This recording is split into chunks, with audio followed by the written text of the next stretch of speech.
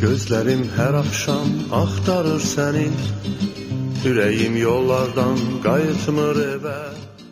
Salam hər mövsüm aktual, pozitivliyini itirməyən maqlar. Əminəm ki, aranızda yaxşının altında rəqs etməyi çox sevən gənclər var. Yəqin ki, yağışın altında əlində gül, sevgilisinin pəncərəsinin altında dayananlar da var. Bu artıq payız romantizmi adlanır. Biz payız romantizmindən, yaxşının altında rəqs etməkdən danışdıq və artıq mövzunu təqdim etmək zamanıdır. Yəqin ki, anladınız ki, biz bugün payız fəslindən və payız fəslinin özü ilə birgə gətirdiyi payızın dəbindən danışacağıq. Aha, bu mövzu ilə bağlı qonaqlarımız olacaq, bir-birindən fərqli və bol-bol süjetlərlə həmişə kimi qarşınıza gəlmişik. Elə ilk süjetimizə keçid almaq istəyirəm Fariz. İlk süjetimiz Maq Musanın hazırladığı insan psixologiyasına payızın təsirindən olacaq. Amma bundan əvvəl mən sənə bir sual ünvanlamaq istəyirəm ki, payız fəsli olan münasibətin necədir və yaxud sənin psixologiyana payızın təsiri necədir? Mən deyim də, məndə ümumiyyətlə payız fəsli mənim psixologiyamın təsiri evolution dövrü keçib, belə deyək də, inkişaf dövrü. Çünki əvvəllər heç sevmirdim payız fəslini, depressiv bir fəsil kimi baxırdım, yarpaqlar tökülür, yağış yağır, heç sevmirdim. Amma artıq nədənsə bilmirəm, payız fəslinə qarşı xüsusi bir sevgi hissi yarandı. Onu mən deyim niyə görə belə sevgi hissi yarandı səndə? Çünki yayın o dəhşətli hissisindən sonra hamı səni kimi çox insanlar payızda arzulayırdı ki, gəlsin, biraz sərinləşsin hava. Elə isə çox uzatmadan Maq Musanın süjetinə keçid alaq və görə insan psixologiyasında payızın təsiri nə dərəcədədir? İzləyək.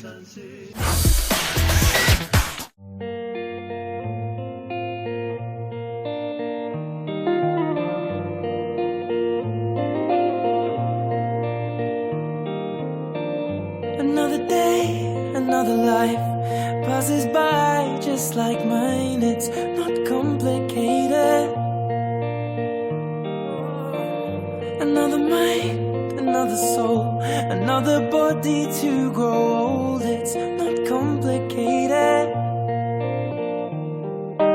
Do you ever wonder if the stars shine out for you? Float down like autumn leaves and hush now. Close your eyes before the sleep, and you're miles away. And yesterday you were here with me. Nəmli yollar, çiskinli, araqaranlıq hava, yağışdan gizlənən insanlar artıq payızın gəlişindən xəbər verir. Günəşli günləri, yağışlı, buludlu havanın əvəzləməsi tək təbiətə deyil, eləcə də insan psixologiyasına da təsir göstərir. Xüsusilə də həssas insanlar bu fəsildə daha çox təsirlənir. Bunu isə mütəxəssislər payız depressiyası adlandırırlar. Yəni, havanın sərinləməsi, günəşin az görünməsi bəzi insanların əhvalını korlayır. Məsələn, səhər yuxudan oyanmaqda çətinlik çəkirsinizsə, özünüzü gün ərzində yorğun, əldən düşmüş, enerjisiz hiss edirsinizsə və ya tez-tez əsəbləşib bədbinliyə qapılırsınızsa, deməli depressiyaya düşmüsünüz. Səbəbi isə beyindəki kimyəvi maddələrin nizamında pozulmanın baş verməsidir. Yuxu və hormonları təşkil edən bioloji saatın pozulması da payız depressiyasının əlamətləridir. Psixoloqların fikrincə, payız depressiyasına qapılan insanlar hava buludlu olanda çölə çıxmaq istəmirlər. Belə vəziyyətə düşən insanlara yaxınları mütləq kömək etməli, onları depressiyadan çıxarmalıdırlar. Bu depressiya düşmənin səbəbi kimi də göstərilir bu sentimental insanlar, hansı ki gün işığı qısalır, yəni hava tez qaralır. Bundan dolayı insanların keçirdiyi narahatçılıq, daha çox evdə zamanın keçirilməsi, havanın tez qaralması, bunlarda depressiya və digər, belə deyək, psixoloji narahatçılıqların yaranmasına səbəb olur. Buna görə də çalışmalıdırlar ki, əgər otaq şəraitində işləyirlərsə, otaq işıqlı olsun. Bir də daha çox faydalı işlə məşğul olsunlar. Bu yaradıcılıq ola bilər, uşaqlarla vaxt keçirmək olar, ailə ilə vaxt keçirmək və bu kimi məqamlardan istifadə etmələri tövsiyə olunur. Yetər ki, problemi dərinləşdirməsinlər. Əgər görsələr ki, problem dərinləşir, mütəxəssis yardımından faydalana bilərlər. Bəs görəsən payızın gəlişi şəhərimizin əhalisinə necə təsir edir? Və ya təsir edibmi? Payız fəsli biraz gələndə insanda dəyişikliklər baş verir. Həm görünüş baxımından görünüşü dəyişmək olsan, geyim baxımından, həm də stimul cəhətdən biraz mənfi təsir göstərir. Payız müəyyən qədər hər bir insana təsir eləyir. Məncə sadəcə hərə bir cür onu qəbul eləyir. Eləsə var sizə deyilən kimi depressiya formada təsir eləyir. Eləsə var əksinə payızdan, yağışdan sevinir. Misal üçün mənə aid mən sevinirəm payızdan. Geyimdə biraz problem olur. Yəni nə geyinəcəyi insan qalır, isti olur. Səhərlər soyuq olur, qalın giyinirsən, amma günorta bəzən isti olur. Mən özüm sentimental adamam və yağış mənim çox xoşuma gəlir. Yaxşı oldu ki, yayın istisindən canımız qurtardı.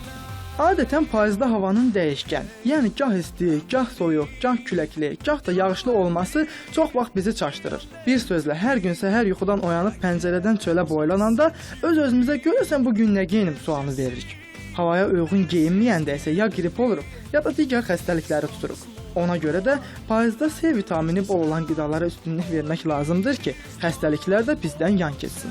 Əlbəttə ki, insan heç kimin köməyi olmadan da depressiya vəziyyətindən çıxa bilər. Bunun üçün möhkəm iradəyə sahib olmaq lazımdır. Əgər siz də daim özünüzü gümrah hiss etmək istəyirsinizsə, bu zaman havadan asılı olmayaraq hər gün səhər və ya günorta açıq havada gəzin, düzgün qidalanın, idman edin, bol su için və nə qədər çətin olsa da çox yatmamağa çalışın.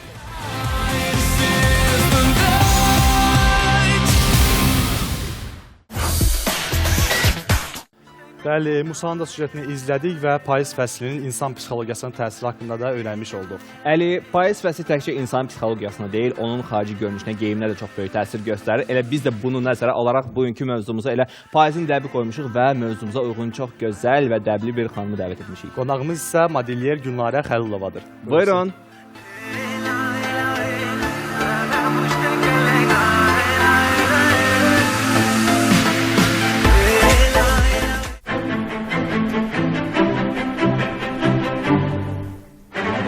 Xoş gəlmişsiniz Gülnarə xanım. Sizi studiyamızda görmək çox xoşdur. Artıq demək olar ki, bizim daimi qonaqlarımızdan birisiniz. Yenə də sizə köməyinizə ehtiyacımız oldu və ona görə də sizi dəvət etdik. Mən də sizləri xoş gördüm və bilirsiniz ki, artıq mən də bu verilişə öz doğma verilişim kimi gəlirəm və sizləri də çox istəyirəm. Təşəkkür ederim. Havasında necə özünüzü istəyirsiniz?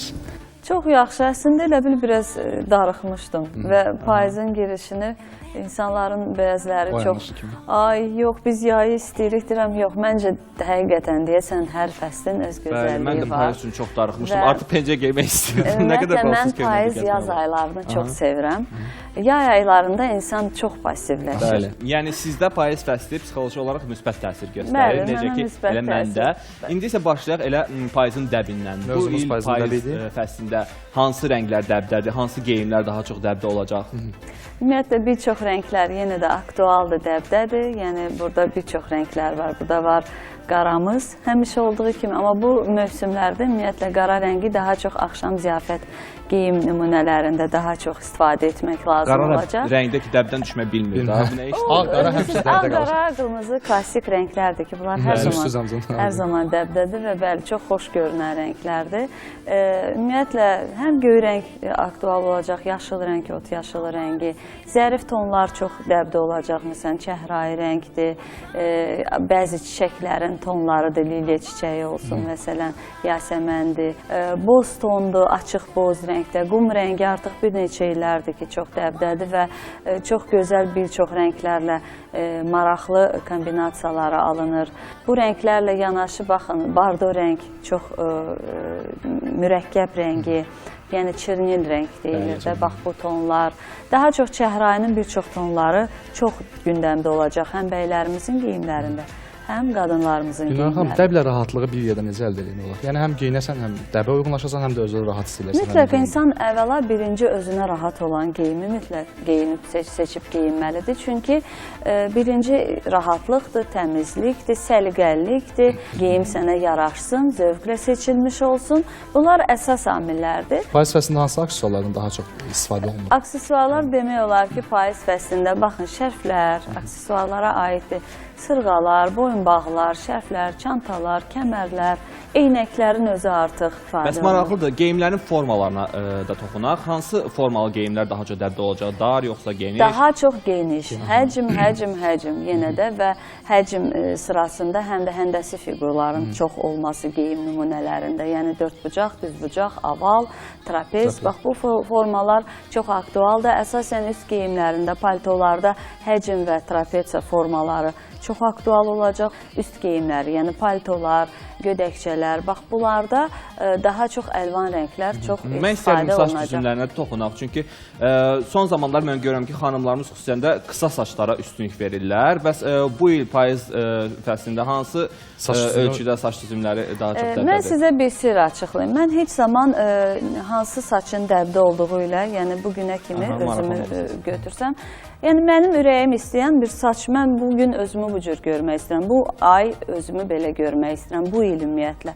Yəni mənim öz ürəyimə yaxın olan saç kəsimləri. Bir hardasa 2 il bundan qabaq mənim qısa maraqlı kəsimlərim oldu və artıq o yenə də bu mövsümdə, yəni özümüzə gələn il baxırıq ki, çox aktualdır, dəbdədir və saç kəsimi insan var orada dəbə riayət edir. İnsan var ki, öz qəlbinə uyğun. Bəli, bir saç düzümləri və aksesuarlardan artıq sizin fikrinizi aldıq, bu haqda danışdıq. Bizim Maqruz Şəfanın isə bununla bağlı çox maraqlı bir sujeti var. Gəlin həmin sujeti izləyək, sonra isə davam edərik.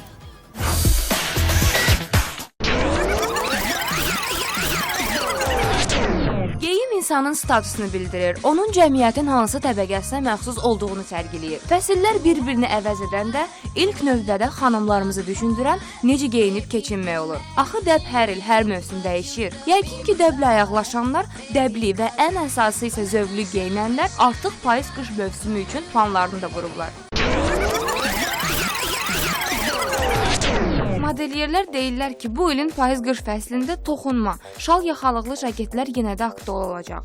Üçlü dəstlər, kostyumlar da xüsusi geyimlər arasındadır. Sadə parçadan olan geyimlər üstünlük təşkil edəcək. Bu qış xüsusilə dizə qədər uzun qələm ətəklər, trikotajdan hazırlanmış jilet, pencək dəbi hökm sürəcək. Yeri gəlmişkən, bu il dar geyimlər elə də dəbdə olmayacaq. Daha çox enli, geniş və incə parçalardan hazırlanmış ətəklər, şalvarlar mövsümə damğasını vuracaq.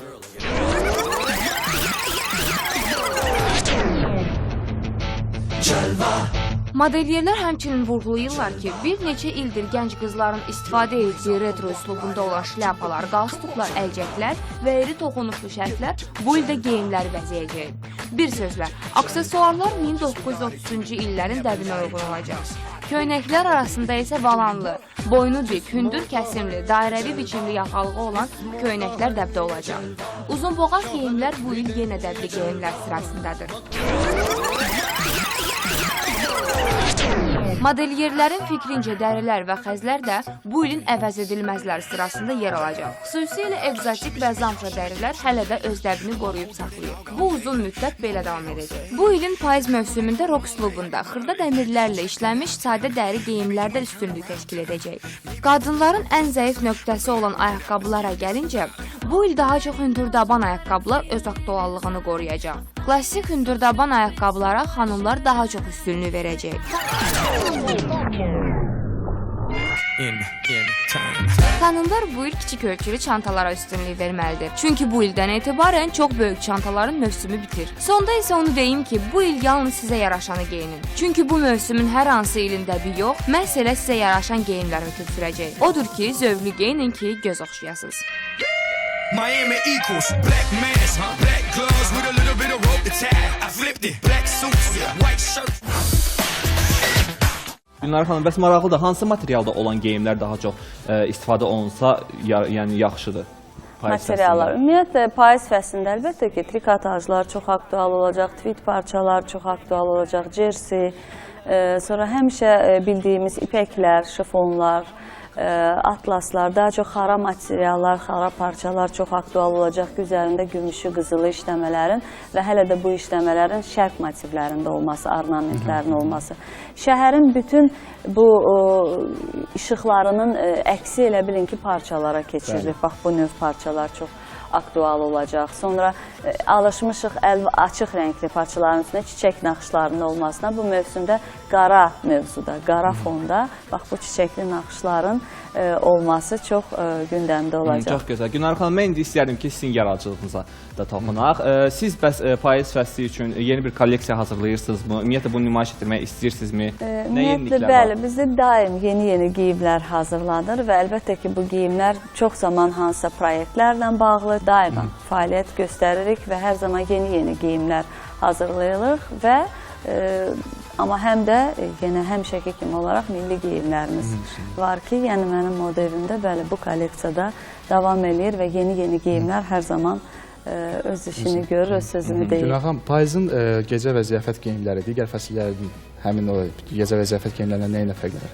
Demək olar ki, üşüyən insanlar adətən bu seçimə, buna fərq qoyur ki, biraz daha qalın parçalardan geyimlər hazırlanır. Amma adətən elə demək olar ki, krujevadır, ipəkdir, şifondur və bunlar, bu materiallar demək olar ki, hər zaman elə payızda da, qışda da, yayda da gecə ziyafət geyimlərində istifadə olunan parçalar. Günel xanım, bizim geyimlərimizi necə qiymətləndirirsiniz payıza uyğun?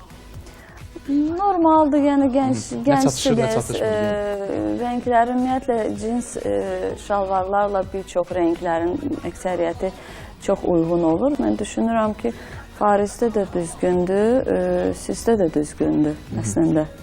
İndi təşəkkür edirik Gülnara xanım. Daha bir sualım var. Məncə bu sualım bütün gəncləri maraqlandırır. Sevən gənclik, bir-birinə görüşə gedən gənclik nə geyinsə, onlar bir-birinə qarşılıq olaraq xoş gələr onlara. Əvvəla sevən gənclər bir-birləri ilə özləri olsunlar. Bəli, geyiminə görə da sevirsə ona oldu ki, elə. Artıq burada bilirsiniz, daxilləri düz olsun, özləri bir-birinə səmimi, geyimdə də, hərəkətdə də, danışıqda da nə qədər səmimi olsalar, düşünürəm ki, o qədər uğur əldə edəcəklər. Gülnara xanım, təşəkkür edirik gəldiyinizə görə və bu dəyərli məsləhətlərinizə görə. Son olaraq gənclərimizə nə demək istəyərdiniz? Öz ürəklərinin səsini eşitsinlər. Hər zaman bununla yanaşı mütləq böyükləri də dinləsinlər. Çünki inanın ki, sizə doğma olan insanlar, sizin böyükləriniz ancaq sizin yaxşılığınızı istəyəcək və hər zaman düzgün geyinməyə üstünlük verin. Səliqəli, düzgün, sizə rahat olan və həm də gözəl və zövqlü. Təşəkkür edirik. Sağ olun. Maqlar mənə çox maraqlıdır. Bax, qadınlar hər mövsüm çalışırlar, vuruşurlar, qaçırlar, ora-bura vaxt sərf edirlər və nəticədə gözəl görünə bilirlərmi? Bilirlər. Bunu necə bacarırlar? Fariz, gözəl görünə bilirlər çünki onların buna vaxt sərf edəcəyi vaxtları çoxdur. Biz bəylərdən fərqli olaraq onlarda vaxt çoxdur. Səhər istər yuxudan duranda da, axşam da özlərinə vaxt tapıb ona vaxt ayıra bilirlər. Amma bizdə təəssüf ki, iş, idman, dərs heç vaxt tapa bilmirik, ona görə standart geyimlərdən istifadə edirik. Bir dəqiqə, mən səninlə heç də razı deyiləm. Niyə, Fariz? Yəni, biz necə ki, işə gedirik, yollarda qalırıq, idmana gedirik, eləcə də qadınlar həmişə bizim yanımızda olur da. Onlar da bizimlə dərsdə otururlar, işə gedirlər, nə bilim, yollarda olurlar. Amma onlar vaxt tapıb özlərinə baxa bilirlər, yəni gözəl görünə bilirlər. Bəs biz bunu niyə bacarmırıq? Mən sənə bu barədə mübahisə eləməyəcəm və fikrinlə razı deyiləm. Amma növbədə Maqmuz Rəhmanın süjeti var. Payızda kişi geyimləri haqqında. Bəylərimiz ekrana yaxın əyləşsin və onlar necə geyməyə lazım olduğunu Maqmuz Rəhmanın süjetini izləsinlər. Vaxt ayırıb öz geyimizə fikir verə bilməmişsə, mütləq Rəhmanın süjetini izləyin. Bəlkə də sizə bir köməkdəydi. Baxaq.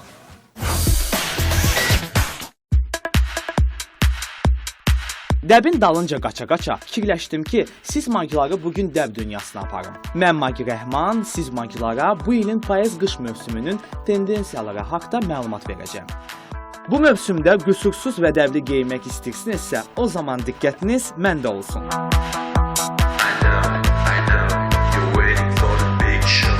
İtalyan pencəklər bu il dəbə düşüb. Belə geyimlərə daha çox dəblə geyinən kişilər üstünlük verirlər. Bu il tək rəngli texno parçalar hökmranlıq edəcək. Kolleksiyada həm yun, həm pambıq, həm də detalları olan pencəklər nəzərə çarpacaq. Boz, qara və ağ rəng çalarlarını özündə birləşdirən yamaqlı pencək dizaynları bu il kişiləri cəlb edəcək.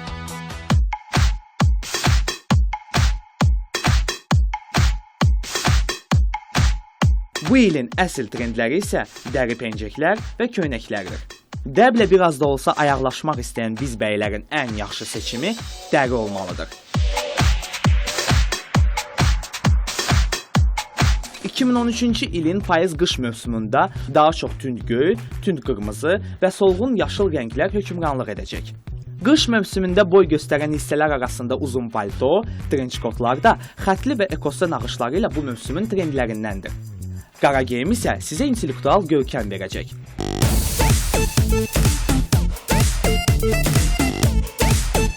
Mövsümün əsas dəbi iri çantalar hesab edilir. Ayaqqabılara gəlincə, bu il ipli ayaqqabılar yenidən kolleksiyanı bəzəyəcək.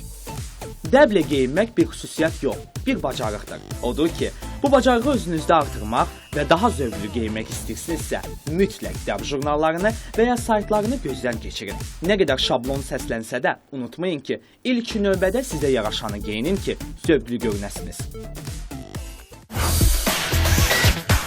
Verilişimiz öz axarı ilə davam edir. Həmişəki kimi adət-ənənəmizə uyğun olaraq bugün daha bir musiqili qonağımız var. Musiqili qonağımızsa öz ifalarında payız abu-havasını yaşadan klassik musiqi ifaçısı, gənc və istedadlı Günay Qasımovadır. Buyur Günay.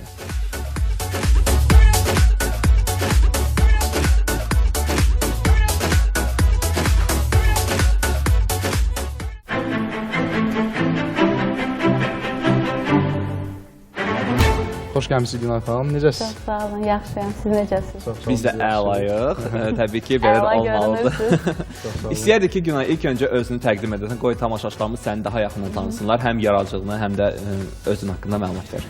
Mən Azərbaycan Dövlət Filarmoniyasının işçisiyəm. Azərbaycan Dövlət Xor Kapellasının solistiyəm. Bakı Musiqi Akademiyasını bitirmişəm, magistri. Yəni fəaliyyətim vokal. Onun tarixi hara gedir? Yəni neçə yaşla başlamısan musiqiyə və necə gəldin? Yəni ailədən səni gətirdilər yoxsa özün həvəs göstərdin? Yox, mən əvvəl fortepiano fakültəsini məktəbdə, musiqi məktəbini bitirmişəm. Bəli, uşaqlıqdan. Amma sonra musiqini atmaq fikrinə düşdüm. Niyə? Hüquqa gedim. Nə bilim, bilmirəm. Yəni ki, məktəbdə hazırlaşanda da 11-ci sinifin axırına qədər hüquqa hazırlaşmışam. Axır 2-3 ay ərzində fikrimi dəyişib gedim konservatoriyada qabiliyyət imtahanı verdim, yaxşı qiymət aldım və belə. Və yəqin ki, heç də peşman deyilsən musiqini seçdiyinə. Yox. Bugünkü mövzumuz yəqin ki, bilirsən, payızın dəbidir, yəni payız haqqında danışacağıq. Fəslə, hansı fəsli daha çox sevirsən? Yəni payıza olan münasibətin? Ümumiyyətlə deyərdim ki, bütün fəsillər gözəldir, amma yəni yazla, yayla nisbətdə payızı biraz daha az sevirəm. Niyə soyuq olur? Yəni insan biraz depressiyaya düşür, bilmirəm, havanın soyuqluğu ilə, ya payızda yarpaqların rəngi ilə əlaqədar, yəni təbiət dəyişir öz rəngini. O yüzdən bir o qədər də sevirəm. Düzdür. Yəqin ki, Günay, sən festivallarda iştirak edirsən, ölkəmizi təmsil edirsən xarici ölkələrdə. Necə baş verir bunlar? Danışa bilərsən? Yəni, həmən ölkələrdən daha çox dəvət alıram mən və gedib bir çox ölkələrdə Azərbaycanı təmsil eləmişəm. Ən çox Türkiyədə təmsil eləmişəm. Daha sonra Ukraynada olub, Polşada olub festivallar və Azərbaycanı bacardığımız qədər yüksək səviyyədə təmsil eləmişik. Sən klassik vokal ifaçısısan. Bəs bu janrdan əlavə hansısa bir musiqi janrında ifa etməyi bacarırsan, yoxsa ifa etmisənmi, yoxsa heç cəhd etməmisən? Bəli, dəfələrlə Azərbaycanda da konsertlərim olub, caz musiqisi ifa eləmişəm. Daha sonra estrada deməzdim, klassik estrada, yəni tam sırf estrada janrı yox. Bəs ən sevdiyin musiqi mahnı hansıdır?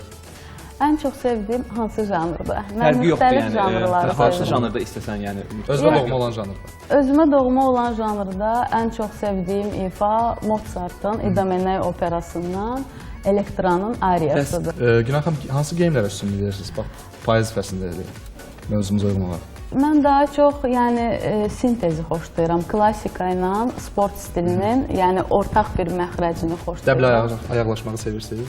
Yəni dəblə ayaqlaşmaq mən belə deyərdim ki, insana nə yaraşırsa o onun dəbidir. Yəni bu dəbdir deyənə məhz mən ona görə geyinmirəm. Mənə yaraşırsa mən bunu geyinirəm. Ola bilər ki, o heç dəbdə olmasın. Günay, bəs maraqlıdır. Vokal ifaçıları hal-hazırda nə işlə məşğul olurlar? Yəni siz filarmoniyada çalışırsan yəqin ki. Nə edirsiniz orada gündəlik olaraq, iş prosesiniz? Biz gündəlik olaraq konsertlərə hazırlaşırıq, məşq prosesi gedir. Daha sonra konsertlər olur, orada çıxış eləyirik, iştirak eləyirik. Yəni dəvət eləyirəm, gəlib dinləyə bilərsiniz. Bir şey də mənə maraqlıdır. Bəs insanların marağı necədir sizin konsertlərinizə? Gəlirlərmi, dinləyirlərmi? Bəli, yəni klassik musiqinin xüsusi dinləyiciləri olur, bəli, auditoriyası olur. Hər kəs gəlmir, amma gələn insanlar da çox gözəl qarşılayırlar. Yəqin ki, bugün də bizə nəsə bir ifa edəcəksən. Çünki biz səni bura məhz o gözəl səsini eşitmək üçün dəvət etmişik. Nə ifa edəcəksən? Mən Andrea Bocelli'nin repertuarından melodrama, lirik, payız abu-havasına da uyğun Dəvət edəndə gələcək. söylədim ki, öz ifasında payız abu-havasını yaşadan klassik vokal ifaçısı çox gözəl. Sən tanıdığımıza çox şad olduq. Sənə uğurlar arzu etdik gələcək karyeranda və sən o gözəl möhtəşəm ifanı işləyik.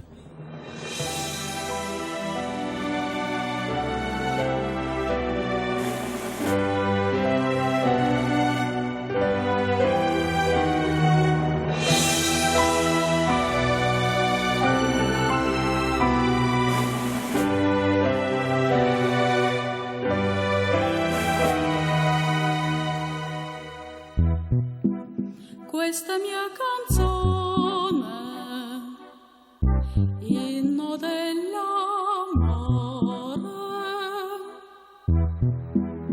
te la canto adesso con il mio dolore,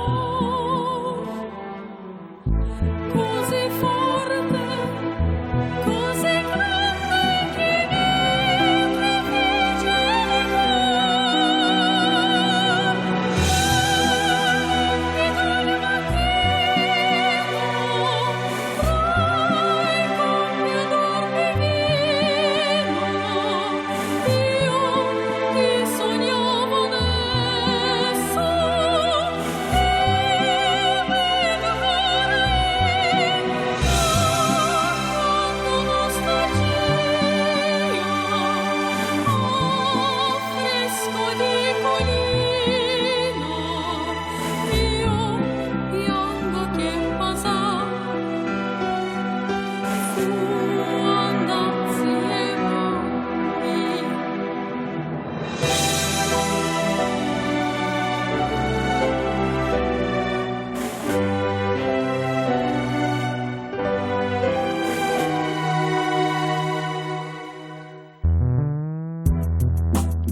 questa melodia, inno dell'amore,